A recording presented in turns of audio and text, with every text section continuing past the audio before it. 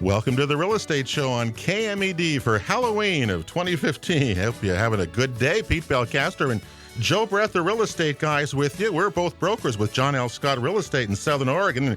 And, we get together with you once a week here on KMED to talk about all sorts of things related to real estate throughout Jackson and Josephine County. And we haven't run out of topics yet. We continue to find interesting things, don't we? 307th show? Something like that, yeah. Right, a lot of them. But yeah. we try to make the whole real estate transaction and the whole industry a little less scary. Yeah. Not to bring in a Halloween angle. to that at all. Well, one of the topics Please that... make me stop that if it goes. One of the topics that I find really interesting that so many of us don't know about or think we know about, and when you think of all the new transactions and new people who have moved here are living now in homes that have been sold, and the issue of property taxes comes up once a year when you get your property tax statement in the mail, which has happened this week, right? Yep. You got yours, I got mine, everybody else did. I don't know how many thousands there are, but... and you open yours right up, don't you? That's the first thing you kidding me? I don't even leave the driveway now. I let mine simmer for a few days.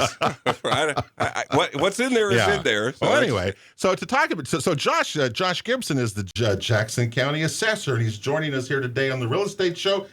Nice to have you with us. You've been here ever since he's been the assessor. You've come in and taken our shows with us, and I want you to know how much that Joe and I appreciate that you come out here and talk to us about this because it's quite a topic, as you well know. Is. Yeah, so especially nice to have right you now. Here. It sure is. Trying to demystify it for us all. And also with us is David Wright, who is the owner of you're owner of a lot of things now. You've expanded your world. It was CPM Property Management. Now it's CPM Real Estate Services and Remax Platinum is what you're the principal broker of, right? Yes, owner and then principal broker. And I've got another. Are you crazy? Are you nutty here doing all this stuff? Yeah, yes. My wife would say yes. Yeah, and I know he's a big runner and all the good things that you do. Nice to see David here as well. Thanks for having me. When we started our show, Joe, 5 years ago, David was with us here, so we did a lot of shows with David. Nice to have you back. Yeah, we have, and the Beavers aren't doing very well, as you know, so those are the things that we continue to talk about year after year, isn't it? Yes. Anyway, back to property taxes. So, Josh, the first question you look at it that we wanted to say,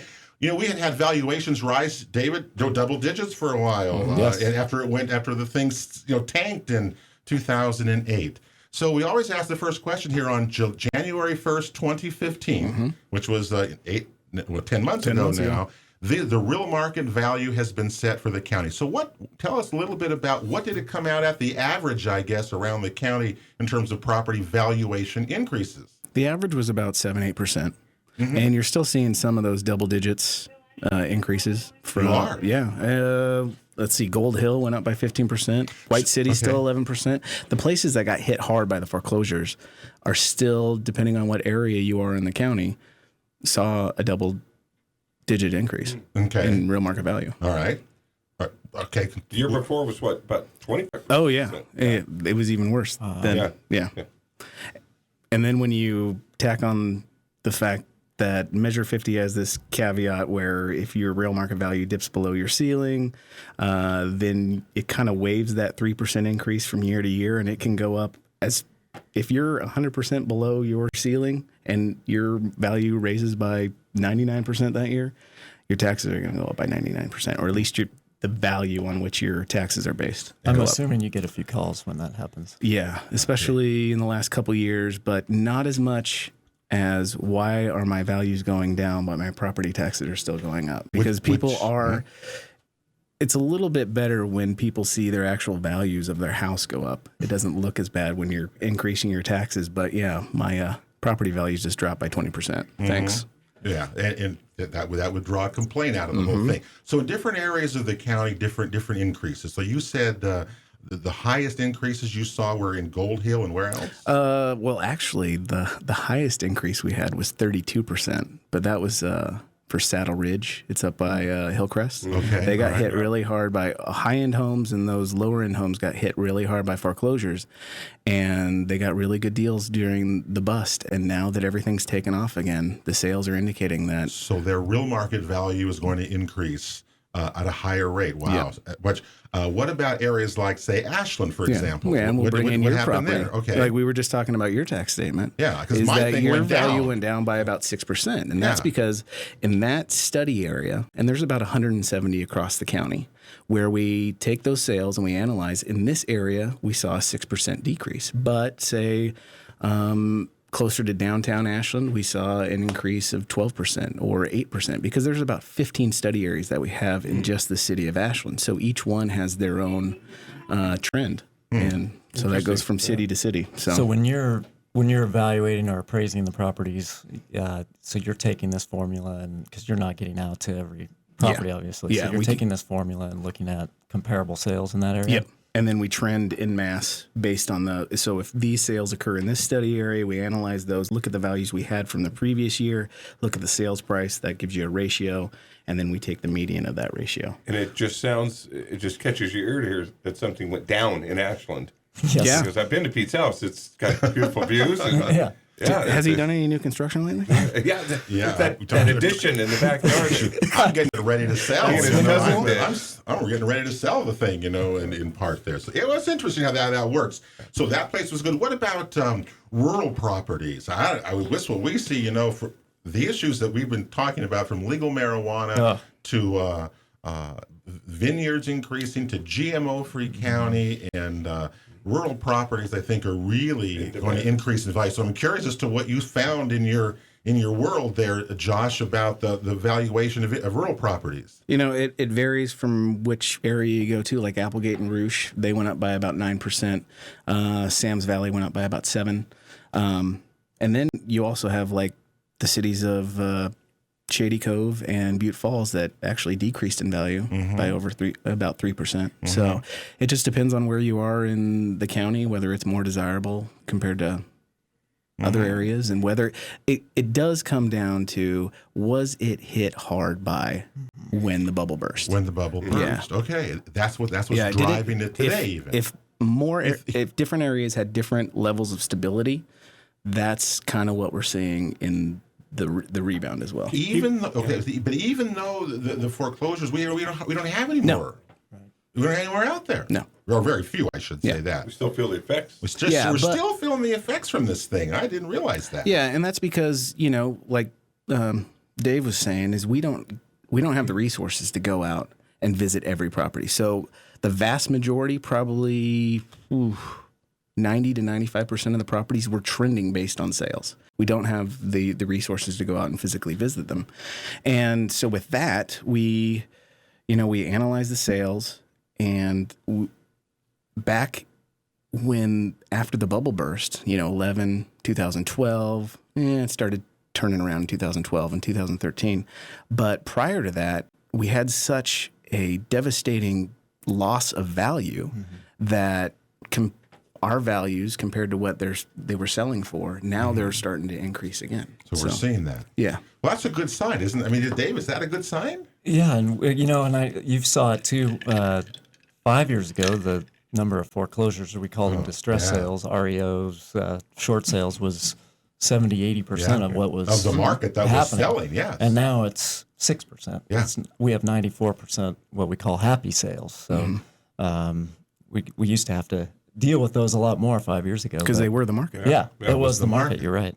And I think we saw that on the market as far as a few years back, like you said, 2012, 2013, the jumps in appreciation started to really kind of jump because we had started to cycle through a lot of those foreclosures. And now you're starting to see, I think, the prices, kind of the appreciation starting to mellow out a little bit. Stabilize a little bit. Yeah, what you actually want to see of like a 7-8% increase year over year rather than a 25-32. It's almost like we've gone off the cliff and had this incredible rebound, and we're about where we should have been over time if we had not had all the drama and the heartache and all the things that are associated with that. But that is the market that you and I know since we've had our license. Oh, it is. You're 7. Now, hello. I see it the same Is it way always as like this?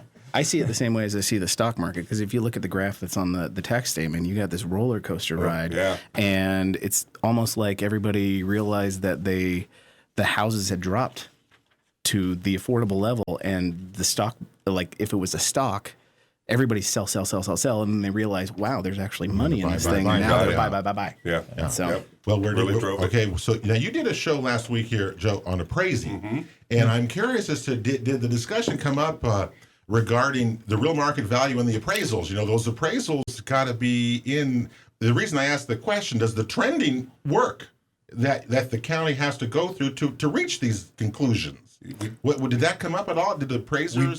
We didn't get very deep into that, but we talked about trying to keep up with such a crazy fall and then rise in the market, and the appraisal game is what Josh does in a sense, and that's been a real challenge in itself. And of course, go ahead. Just when we're already, you get the statement in the mail. It's already a figure that's based 10 months ago. And we were using sales that began in March of 2014 through March of 2015. So we're looking at sales that are, 18 months out of there. So if sales increased and it seemed like, David, right, that sales increased this year, 2015, and prices were certainly up, don't you think? Yeah, they seemed like everywhere. It seemed like prices were up. New homes selling. As well. Yeah. That when January 1st, 2016 comes around, we're going to see an increase again.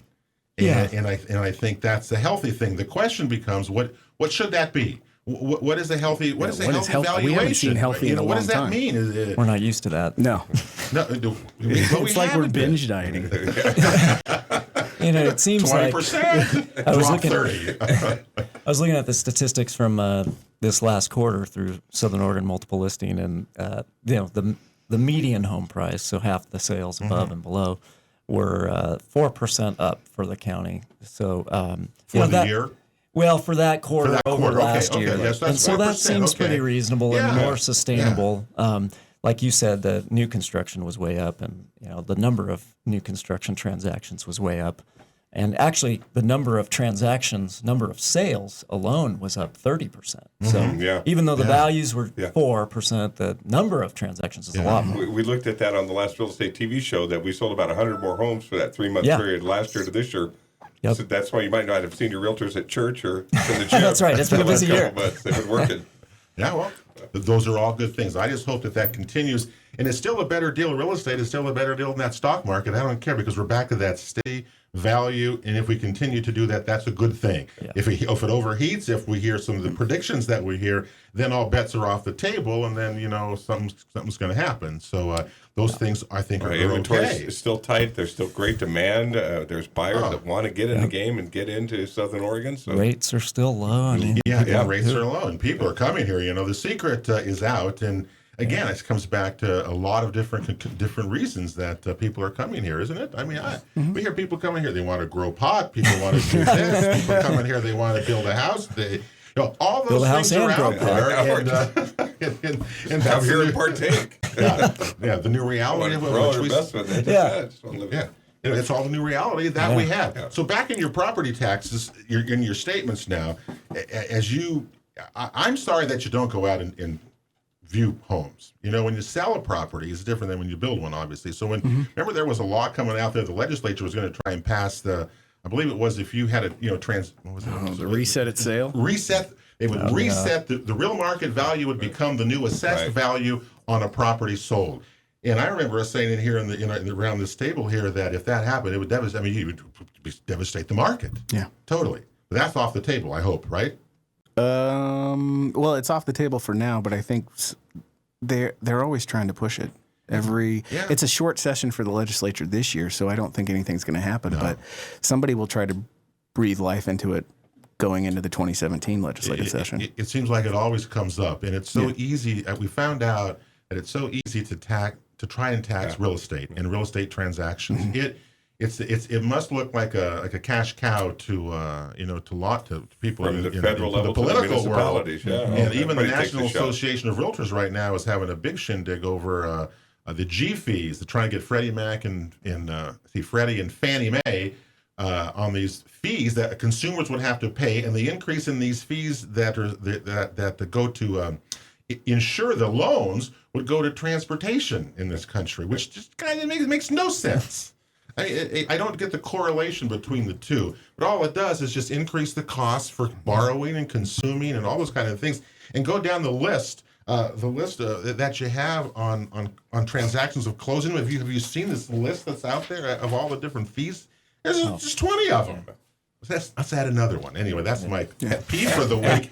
That it's just too easy to do that anyway. And property is another easy thing to tax as well. And let's face that, it really is. It is. Josh, and when you collate your numbers and look at the fields for each of the cities and the county, do you get all the information from the appraisals that are done with the information on sales? Or is it just the sales numbers pretty much collectively? Are you able to dig any deeper? Or? We can, but it's basically looking at the value we have on this property that we certified last year. We look at what it sold for, and then we basically use a ratio on that. Right, got you. Mm-hmm. So there are times where if the ratio is really out of whack, we will go out and look and see if our appraisal looks accurate to what's out there. So, well, I know you have to go out. We're going to talk about new construction. How do you appraise new construction in this county, Josh? So that's coming up next for you here, bud. So I'm curious. There's a lot of new construction going on out there, and we want to find out. The Real Estate Show rolls on here on KMED. Right after this, we'll be right back. Welcome to the Real Estate Show as we continue here on KMED for Halloween Day of 2015. Hope you're going to have a safe Halloween day. Don't go by Joe's house, whatever you do here you'll tonight. Be scared. You'll be scared. There's scary noises, and a scary person will talk to you. Yeah? I have a live microphone in my office right outside my front door. So he really gets into this. Kids run and squeal. I have more fun sometimes than crazy thing. Crazy thing. People anyway, come by. Yeah, I've invited Pete for years. He won't. I don't even go by. No, I don't go by. Out in Summerfield, I think do? are bust in. There's thousands of kids. really? You better have. That's where I'm going to be. You're going to be there, right? I'll have candy for you. You go through a lot. You go through a lot of stuff, don't you? That 14 type Costco of bags. That's a lot. Yeah. Tell you that. Well, welcome to the show today. We've been talking with Josh Gibson, who's the Jackson County Assessor. He's the guy who's responsible for those property taxes and real market values and all those kinds of things that just sent his Christmas cards out. Yep. He sent them out this week to everybody. How many different property accounts are there actually? Do you know? About 120,000. After everything, we're talking about National Forest tax accounts and everything. Everything. 120,000. That's just a lot, isn't that? There's about 90,000 residential. And how much money will be collected off these property taxes? Do you know what that is close to? How many? If Pete and I pay all of ours. Yeah, you know. Do you know what that is? The plan. 232,000 or 232 million. $232 million. Yeah, and all that goes to lots of different places. We'll talk about that at the end of the show. Some of them I really like. Some of them you just want to say what. Anyway, but it's okay. It's all that. But today I'm curious as to. And David Wright is here as well. David is the owner of CPM, one of the property management and real estate services, and is the past president now of the Southern Oregon Multiple Listing Services, and an old friend of ours. I'm curious as to, tell us about new construction. David, you have some stats there. New construction, a few years ago, we had nothing. But it's got to be appraised different, I know, than a home. So tell us, what's the world of new construction right now? Well, just in the last quarter alone, we had 67 new home sales, and so 67 in that in quarter. One quarter. Now it's a pretty busy quarter. We're talking the summer, but still, I think 4 years ago, zero. Do we sell that many in a year? You can count, if that. Yeah. You can count them on two hands, maybe. So 67. So that would even equate to what? A couple of hundred, I suppose. New, after all said and done, a couple of hundred at the most, maybe. Yeah. And I think they're still, I think the builders are still trying to catch up even, and their new construction had stopped for a few years in there. And well, you remember Shelley Culbertson, was on our show. She's predicted this. We're going to have a housing shortage. She did. I remember that show. I remember that, and I told her she's right. She was crazy. Yeah. We're still in a shortage of inventory. Yeah. We're still feeling the effects of it. Yeah. And the subcontractors are not in great numbers to meet the demand right now. Yeah, they left the area or they went out of business, and now it seems like the builders who kind of kept them going and maybe are benefiting from that now because there aren't very many out there. I know they're struggling to get them out there. Yep. Well, look, if I buy a piece of property, and have a house built on it, it is then. How is that? How do you assess the price of that? Because as you say, there's Summerfield, which are high-end homes. There's homes in over by South Medford, the new homes in the 225 range. I mean, there's new homes all over the place. How do you tell us how you assess, how you come up with that? It's still the same process for whether your house was built 20 years ago or today. Our number one goal for our office is to estimate as best we can the real market value on that property. So how much you could sell your house for January 1st, 2015. The only difference between something that was built 20 years ago and something that was built, well, prior to January 1st, 2015, because we can only tax what was there last year. Okay. The only difference is this is the first year in which that maximum assessed value is going to get set. The maximum assessed value. Yeah. So this is what starts my my tax part of it, right? And then that's the figure that goes up by or could go up by 3%. Okay. Now when you have a new home, do you so your goal is to set? Do you set the real market value and the assessed value at the same on a new home? Yes. So they're both going to start off together. And so I didn't realize that. Okay. So we have to figure out what the real market value is for not just the new property, the old property, every property in the county. So let's say that your house, and let's just say it was subdivided and you built the new home all in 1 year. And we estimated that value at $100,000. So there's a thing called the change property ratio, or CPR for short. And what that does is it takes every property that hasn't changed, every residential property, so say we're doing residential, it takes every residential property that hasn't experienced a change over the last year, and it takes a ratio of says, okay, this is your real market value compared to their maximum assessed value. And this year, that CPR rate was 80%. So if we estimated your value at $100,000 for the land and improvement, and it was all going to be assessed for this year, then your maximum assessed value would be $80,000. Okay, I see $80,000. Yeah. That's what I would start at my tax at. Okay. What has that CPR averaged, or what has that been the last few years? Well, it goes down in a very good housing market and goes up when we have a bad, because as market values go down and the maximum assessed value goes up, that gap between those two gets closer together. And so what they're trying to do is they're trying to equalize back to the savings that somebody, if they own their house in 1997, experienced at the same time. Okay. So, I mean, in an appreciating market, that gap gets, that ratio gets lower, and if it's depreciating, then it gets closer and closer, but it can't go over 1. So do you physically go to every new construction that is built? Yes. And how many times would someone from your office do that? Let's see. This year we had about 4,400, and next year we're not sure, but we know that the permits are on the rise. So we're probably looking at close to 5,000, 5,500. So we have to go out and see about if 4,400 new. Yeah, or any permit that's pulled, whether that's for a that backflow would be like a bathroom device, or something anything. like that. Oh, right. So that's what I'm Yeah, saying is new construction, or at least it's indicating that someone pulled a permit that indicates there might be a change of value. Okay. And you will physically then go look at that. Yes.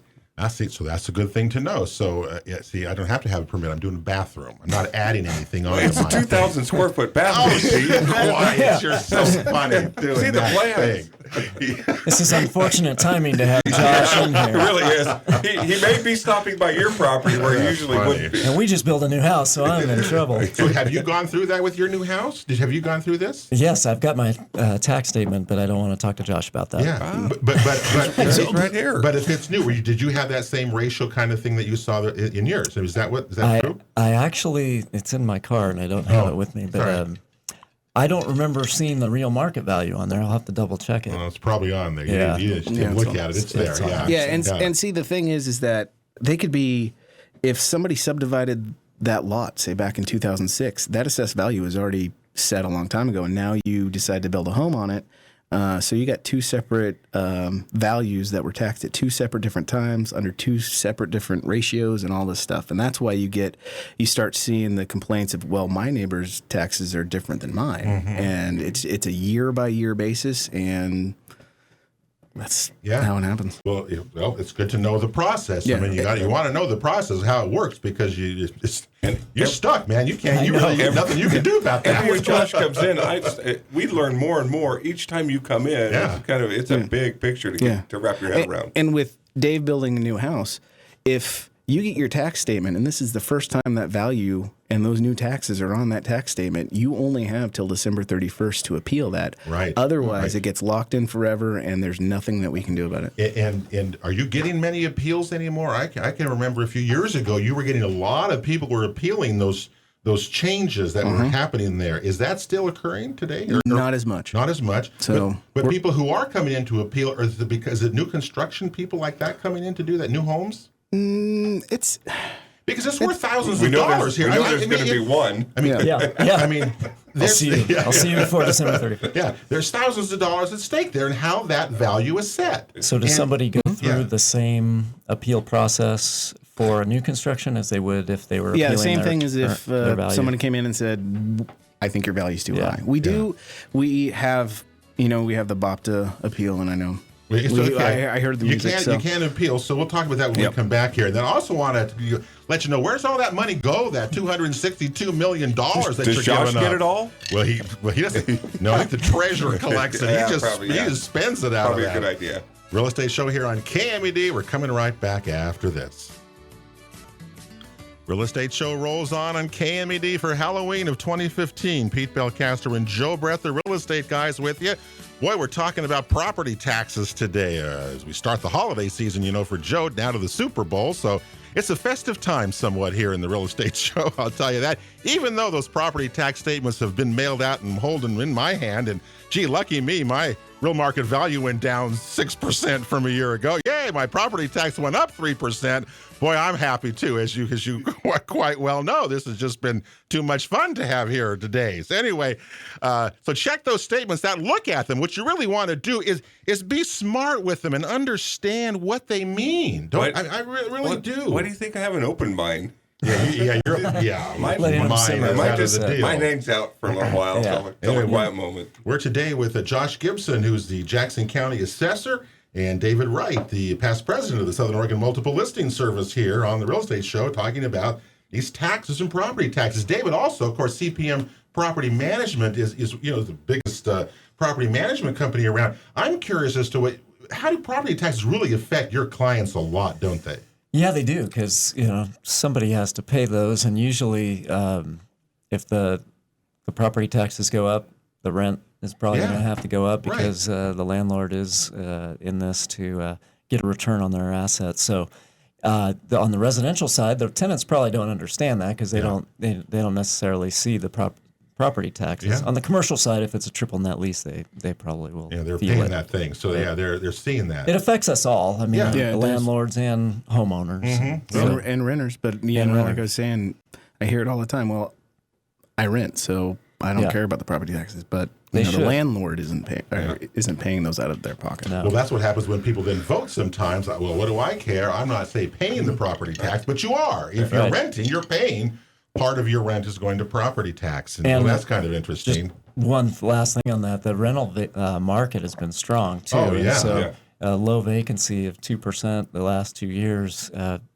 As an average, increases in the rents have happened, and some of this, when the landlords start to get increase in taxes, they're going to raise the rents. And have the three of you heard anybody? I'm concerned that we're not building new apartments. Did you see what Bend is at? It's going to add 1,500 apartments. We're not seeing that, David, are we? No, and it's interesting. I've talked to a few builders that have looked at this market, and some of the economics with the rents and the return and the cost of construction hasn't made sense for them to do that. Yeah. So I think that's a little bit of why we haven't seen a whole lot yet. I think there's some coming. Well, I sure hope so, because we really need them. Right. Yeah. The market's right. We do need inventory there too, because the supply is so low that the rents are just going. I mean, the supply is low in rentals, the supply is low in sales on the market itself. So as a result of that, this is the biggest supply and demand business I've ever seen. I know. If supply and demand, if supply is down, then prices are going up. And that's what we're experiencing. Rental markets, sales, commercial, I think, commercial may not as much, but certainly residential sales, it's coming back. Sales. Usually commercial kind of trails residential into the recession and out of it, and it's coming back. Yeah, that's good. That's good to hear. Well, $262 million going to be collected in these property taxes, and where does it go? Joe, look how much you spend to the Medford School District and how much goes to schools and things and cities and counties. And I know the best. Wow, it's a lot of money that goes out, isn't it, every year? The best 5 cents per thousand that I spend is for the Jackson Soil and Water Conservation District. You know how much I spent this year for them? $14.15 goes to the JSWCD, one of our sponsors, which, by the way, is the best $15 that I spend until, all right? Remember, they also passed the 4-H extension and the OSHA Extension Service levy. I'm paying a whopping $10.98. So I'm really happy with $31 of my $4,479 tax bill. I'm about a 6-pack of beer on both of those because I'm in Medford, not Ashland. So you put all that money goes in, Josh. It comes in, it goes in, and it goes out to these places, right? How much of it is not collected? I'm curious. Do you not collect a lot of this tax? Or I assume if a property doesn't, they're going to sell the property and collect the tax, right? You put a lien on a property. Yeah, and that goes into the tax collector's office, which is kind of like what we do is we certify the values that need to go, and then we transfer all the responsibility over to them. They collect them. Yeah. And sounds good. Plan. Yeah, That's a good plan. During the after the bust, there was a couple of years where the percentage of non-collected went up a little bit. But then once the banks took over, or those houses that were being foreclosed, then the banks would pay those because they don't want to get interest tacked on to that. But it's usually around 95%, and a good year you're looking at 2 to 3% that isn't collected. So. Because isn't it true that in a foreclosure or I think foreclosure, that doesn't the government get the top lien? Aren't they the top dog there? They get their money first. Isn't that true? Yeah. I think it's a foreclosure that happens. Yeah. Anyway, well, they always get their money no matter what. They're going to get it. They can put a tax lien on your property, etc. Before we run out of time, what about programs for people? I know there's property tax relief programs. There's homestead exemptions kinds of things. Yeah. Can you tell a little bit about what might be out there for people who may need some relief? Or there are options out there. In Oregon, there are very few exemption programs that exist. The biggest one for an individual person is whether they are disabled through the military. If they're 40% disabled, whether that's through their own physician or through the VA, then they get a certain amount. It adds up to about $300 to $400 off the tax bill. That's just off the tax bill. Yeah, that's just off the assessed value. The other one is a senior deferral, and that's basically where the state pays the taxes, but they charge 6% interest on those payments, and then usually that gets taken out either by the estate or once they sell the property. The state pays the taxes. the property tax and charges me 6%, and then when I sell the house, it's all paid back. Yes. I didn't realize that the state, I thought there was just an exemption isn't there an exemption where they just don't pay the property tax, but they have a lien on it that's sold when the property sells? That's not the case. I didn't know that. I didn't know that the state Start paying your property taxes. Pays your property tax and charging you to do that. See, you got bad information there. Well, what happens to I've had clients who they're doing it that way then, but the thing is, if you do that for say 8-10 years, all of a sudden you've got $30,000-$50,000 of taxes, and all of a sudden your heirs are faced with these kind of tax bills. So they just say they don't know it, maybe don't even know it. So it depends if you like your kids or not, I guess. Yeah, and if you want to keep that property tax before you pay it. Well, anyway, all right, we're out of time. So let me just say, Josh, thank you for coming by. And people can contact your office. You can appeal through the end of December only. Yeah, that's just to go through BOPTA. We'd rather have you come in and talk to us so we look at the appraisal, make sure it's accurate to what's out there in reality. If you got any information, listings, sales in your neighborhood, stuff like that, bring that with you. But up until December 31st, you can file with BOPTA, and that usually begins in February. But you're right. Come and talk to your office first. Right. David Wright, nice to visit with you as well. We'll see you soon. Thanks for having me. That'll do it for the Real Estate Show. We're back in a week. Have a great Halloween, everybody, and God bless.